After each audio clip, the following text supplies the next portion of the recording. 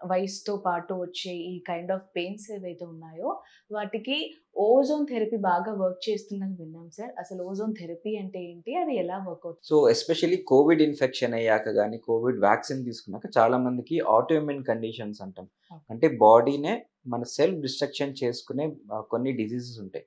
So, auto immune conditions అంటాం. Like అది మన జాయింట్‌లో ఉన్న కార్టిలేజ్ రావచ్చు, సైనోవియం కావచ్చు, హార్ట్‌లో ఉన్న టిష్యూస్ మీద రావచ్చు.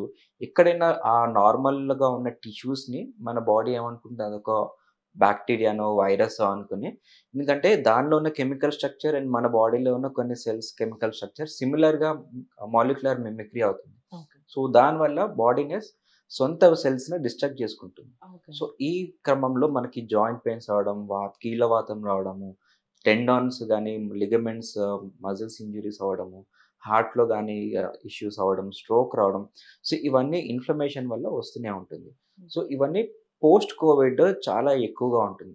వైరల్ ఇన్ఫెక్షన్ అయ్యాక వీటిని ఎక్కువగా ట్రిగ్గర్ అయింది ఓకే. జనాలకి. ఓకే. సో, ఒకప్పుడు మనకి కీళ్ళవాతం గాని, ఎనీ హ్మ్. జాయింట్ పెయిన్స్ చూసుకుంటే మేబీ ఒక 10% ఉండేది పాపులేషన్‌లో. ఇప్పుడు అవును. ఆల్‌మోస్ట్ డబుల్ అయింది. 20% వరకు జాయింట్ పెయిన్స్ చాలా సహజమైపోయింది. అవును ఇంకా సార్. మనకి డైలీ లైఫ్ స్టైల్‌లో ఒక పార్ట్ అది జాయింట్ పెయిన్స్ మెయిన్ అన్నది క్యారింగ్ అయిపోయింది. బసెస్ అని, మెట్రోస్ అని నించొని రావడం, వెళ్ళడం ఇది మెయిన్‌గా ఇంకా హ్మ్. యువతలో ఎక్కువగా యెస్. కనిపిస్తుంది ఇది.